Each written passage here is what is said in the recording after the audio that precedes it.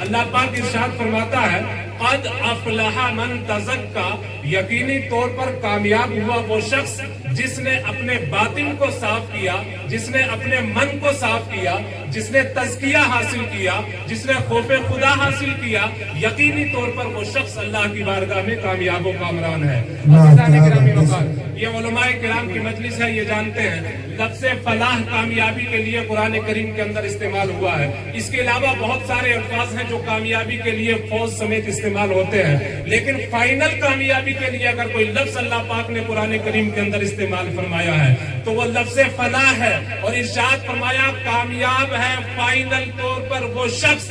من تزکا، جس شخص نے اپنے باطن کو پاک کیا، جس شخص نے اپنے دل کو پاک کیا، جس شخص نے اپنے باطن کو ستھرا کیا، اور جو اپنے من کو جتنا زیادہ پاک و صاف کر لیتا ہے اللہ پاک اسے اتنی ہی زیادہ کامیابی عطا فرما دیتا ہے۔ تفصیل کے ساتھ مولانا عمران حنفی صاحب ذکر کر رہے تھے کہ صحابہ کرام بنے اہل بیت نظام اہل بیت بنے تو اللہ رب العزت نے ان کے لیے کچھ خصوصی فضیلتیں جو رکھی ہوئی تھی، اللہ پاک نے خصوصی انعامات جو رکھے ہوئے ہیں ان کے لیے، ان میں سے ایک اہم ہے دل کا صاف ہونا۔ دل کے صفائی کی وجہ سے انہیں بڑے اعلیٰ مقامات حاصل ہوئے۔ احادیث کریمہ کے اندر بے شمار ایسی مثالیں ہیں۔ اللہ کے رسول صلی اللہ علیہ وسلم نے ارشاد فرمایا کہ تمہارے جسم کے اندر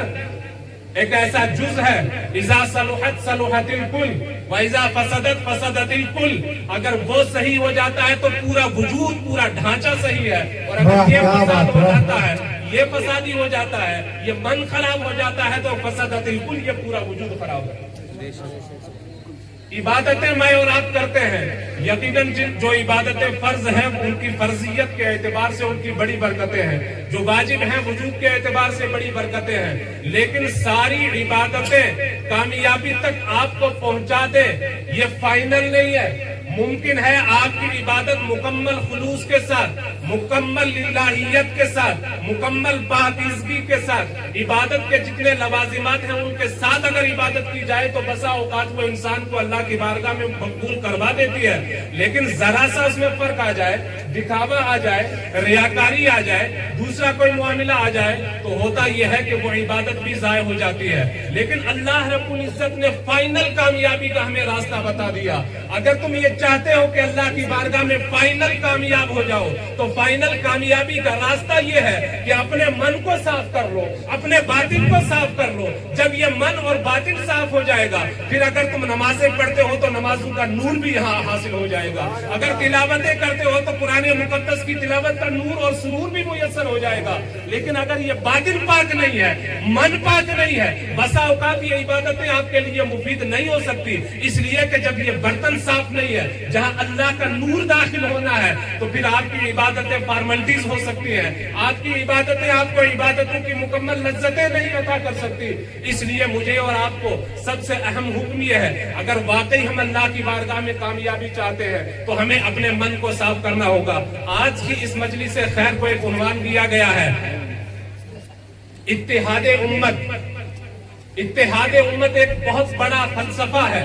لیکن بہت بڑے فلسفے سے نیچے اتر کے ہم صرف اپنی مجلسوں کا اتحاد دیکھ لیں، ہم علماء اور عوام اپنے اتحاد کو دیکھ لیں۔ معاملہ کیا ہے کہ ہمارے دلوں کے اندر حسد بھرے ہوئے ہیں، معاملہ کیا ہے ہمارے اندر بغض ہے، نفرتیں ہیں، منافقتیں ہیں۔ یہ ساری بیماریاں جب دل کے اندر لے کر ہم ایک مجمع کے اندر بیٹھ جاتے ہیں، لفظ تو ہمارے یہ ہوتے ہیں کہ ہم اتفاق والے ہیں، لفظ تو ہمارے یہ ہے کہ میں مولانا علی سے بہت محبت کرتا ہوں، لیکن جب مجلس ہمارا صرف وجود ملا ہوا ہوتا ہے، دل نہیں ملتے ہیں، اور جب دل مل جاتے ہیں اور اللہ رب العزت نے تقاضا اسی چیز کا فرمایا ہے اگر چاہتے ہو کہ فائنل کامیاب ہو جاؤ تو پھر من تزکا، میری بارگاہ میں فائنل کامیاب وہ ہے جس نے اس باطن کو مکمل پاک و صاف کیا ہوا ہے۔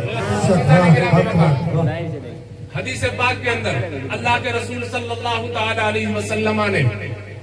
ایک موقع پر ارشاد فرمایا اللہ رب العزت تمہاری نہ شکل و صورت کو دیکھتا ہے، نہ تمہاری مال و دولت کو دیکھتا ہے، نہ طاقت و قوت کو دیکھتا ہے، اللہ پاک جو فیصلے فرماتا ہے ینظر الی قلوبکم،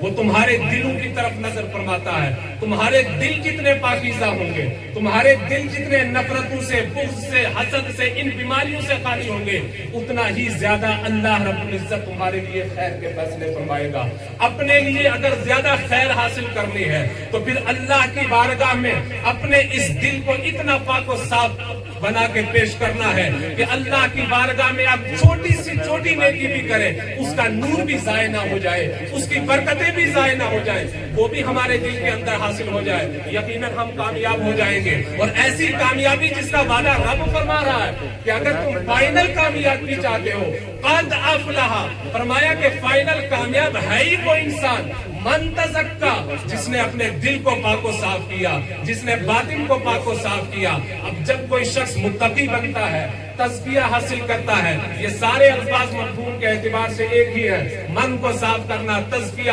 تقویٰ. جب کوئی شخص صحیح معنوں میں متقی بنتا ہے تو یہ علماء کرام جانتے ہیں کہ متقی بننا کوئی آسان نہیں ہے، لیکن جب کوئی متقی بنتا ہے تو پھر اس کی چھوٹی چھوٹی نیکیاں بھی اللہ کی بارگاہ میں اس کی بخشش کا سامان بن جائے.